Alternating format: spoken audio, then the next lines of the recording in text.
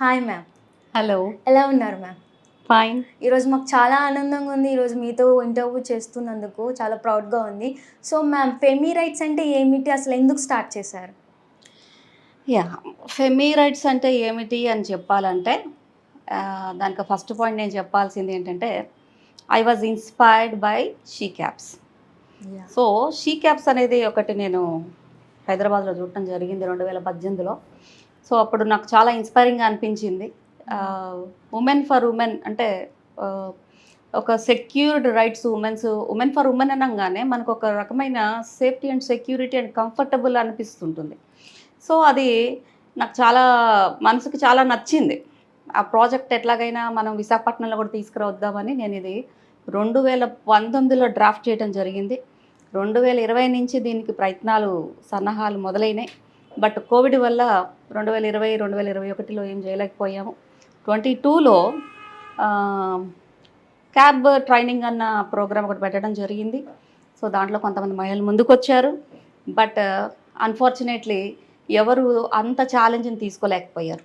So ఆ సంకల్పం అక్కడే నాంది పలికింది. సో ఇంత కష్టంగా ఉన్న దాన్ని మనం అంటే ఎక్కడ వాళ్ళు కష్టపడుతున్నారో వాళ్ళకి అది ఈజీ చేస్తూ వాళ్ళకు ఒక ఆపర్చునిటీ కలిగించడానికి సంకల్పం చేసుకొని ఒక కంపెనీ రిజిస్ట్రేషన్ చేసుకొని ఫెమీ రైట్స్ అని ఒక యాప్ తీసుకురావడం జరిగింది. ఫెమీ రైట్స్ అనే app exclusively for women community. ఇక్కడ మహిళలు డ్రైవర్లుగా మహిళలే ఉంటారు.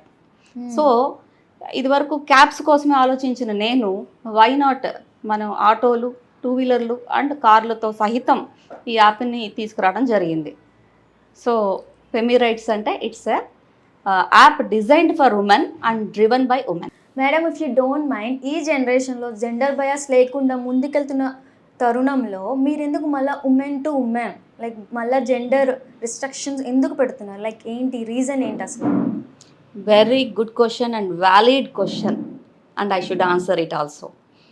ఎందుకంటే ప్రపంచం ఎంత ముందుకెళ్తున్నప్పటికీ కూడా, ఎంత ఆధునికత్వంలో మనం మహిళలు ముందుకెళ్తున్నప్పటికీ కూడా వీ డోంట్ ప్రెడిక్ట్ ప్రాబ్లమ్స్ బయట ఎట్లా ఉంటాయి అనేది.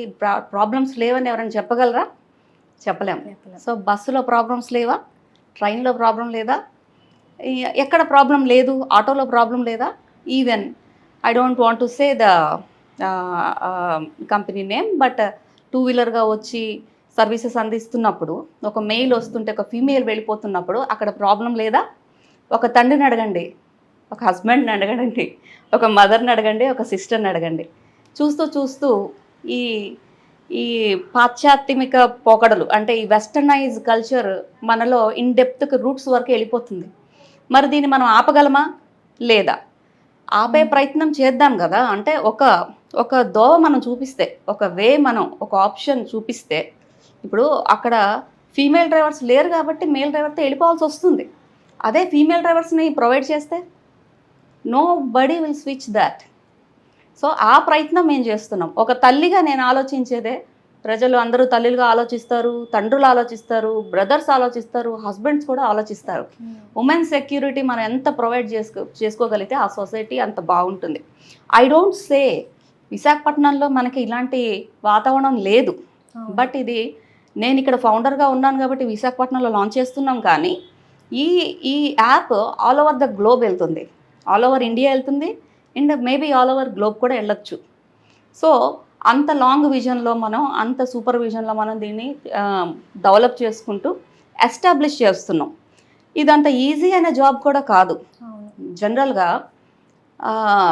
I just want to say, ఏ మహిళైనా బయటకు వస్తున్నప్పుడు తను ఇల్లు వాకిలి అంతా సర్దుకొని, మ్యారీడ్ ఉమెన్ అయితే ఇల్లు వాకిలి సర్దుకొని పిల్లలకి బాక్సులు ఇచ్చి ఇంటి పని అంతా చేసుకొని బయటకు వచ్చి పని చేసి మళ్ళీ ఇంటికి వెళ్ళి పని చేయాలి.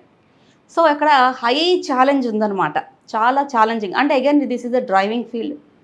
మరి చాలా ఛాలెంజెస్ కూడా ఉన్నాయి. అయినప్పటికీ కూడా మహిళల కోసం ముందుకు రావాలి.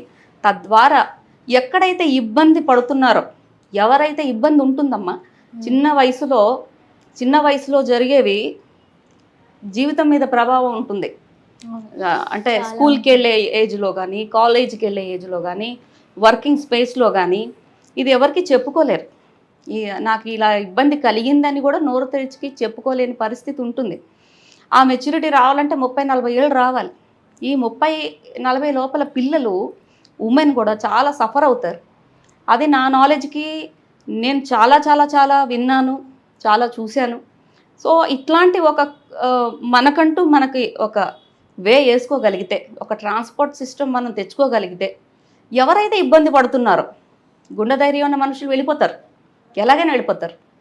సో ఎక్కడైతే ఎవరైనా ఇబ్బంది పడే పిల్లలు ఉన్నారో, ఎక్కడైనా ఇబ్బంది పడే ఆడవాళ్ళు ఉన్నారో వాళ్ళకి ఇది ఒక అద్భుతమైన అవకాశంగా ఉంటుంది. అండ్ ఇదొక సేఫ్టీ ఒకటే కాదు, నేను దీన్ని ఉమెన్ ఎంపవర్మెంట్గా కూడా చూడమని చెప్తున్నాను. ఎందుకంటే కొన్ని వందల వేల మందికి ఇది ఉపాధి కలిగిస్తుంది. అండ్ ఎవరి కింద పని చేయకుండా, అంటే స్వతహాగా వాళ్ళు బతకచ్చు. ఫ్రీ టైంలో రైడ్స్కి వెళ్ళి ఒక ఉమెన్ని ఇక్కడి నుంచి గమ్యస్థానం చేరిస్తే చాలు. అది 2 వీలర్ అయినా, 3 వీలర్ అయినా, 4 వీలర్ అయినా మనకి, అంటే డ్రైవర్కి వెళ్ళే వాళ్ళకి ఏముండదు, కస్టమర్కి వెళ్ళే వాళ్ళకి కూడా ఏ రకమైన ఇన్సెక్యూరిటీ ఉండదు. సో ఇవన్నీ దృష్టిలో పెట్టుకొని ఫెమీ రైడ్స్ని ఇంత చక్కగా యాప్ తీసుకురావడం జరిగింది. సో దీని వెనకాల రీజన్, ఎవరైతే మహిళలు ఇబ్బంది పడుతున్నారో వాళ్ళకు ఒక సురక్షితమైన సేఫ్ రైడ్స్ని ప్రొవైడ్ చేయడమే మా లక్ష్యం.